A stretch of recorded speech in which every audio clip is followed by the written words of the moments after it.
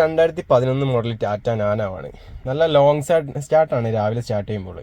അങ്ങനെ വന്ന വണ്ടിയാണ്. അപ്പം രാവിലെ സ്റ്റാർട്ട് ചെയ്യുമ്പോൾ മാത്രമാണ് ഈ ലോങ്. ഇത് സ്കാൻ ചെയ്ത് നോക്കിയപ്പോൾ കണ്ട ഫാൾട്ട് കോഡ് എന്ന് പറയുന്നത് P0336 എന്ന് പറഞ്ഞാണ് ഫാൾട്ട് കോഡാണ് കാണിക്കുന്നത്.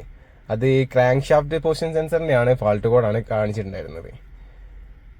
അങ്ങനെ ക്രാങ്ക് ഷാഫ്റ്റിൻ്റെ സെൻസർ നമ്മൾ അയച്ചെടുത്തിട്ടുണ്ട്. ഇതാണ് അതിന് സെൻസർ വരുന്നത്.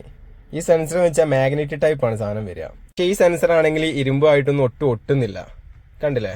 അപ്പം നമ്മൾ പുതിയ സെൻസർ മേടിച്ചിട്ട് ചെക്ക് ചെയ്ത് നോക്കിയപ്പോഴുള്ള അവസ്ഥയാണ് കാണുന്നത്. കണ്ടില്ലേ? ഇത്രത്തോളം മാഗ്നറ്റ് ആവുന്ന സാധനമാണിത്. നമ്മുടെ പഴയ സെൻസർ ഒട്ടും എന്താ പറയുക മാഗ്നറ്റ് അല്ല. അത് കംപ്ലീറ്റ് ആയിട്ടുണ്ട്. ഈ വണ്ടിയാണെങ്കിൽ ഒന്നിൻ്റെ പുറത്ത് ഓടിയിട്ടുണ്ട്. അപ്പം നമുക്ക് ഈ സെൻസർ മാറ്റി വെച്ചിട്ട് സ്റ്റാർട്ട് ചെയ്ത് നോക്കാം.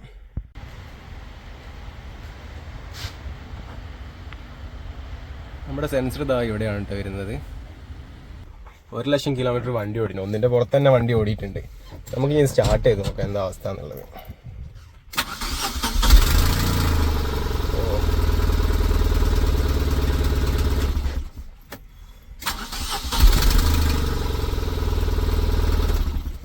ഒറ്റയടിക്ക് തന്നെ സ്റ്റാർട്ട് ആയിട്ടുണ്ട്. ഇനി എന്തായാലും നാളെ രാവിലത്തേക്കും കൂടി ചെക്ക് ചെയ്തിട്ട് നമുക്ക് വണ്ടി കൊടുക്കാം.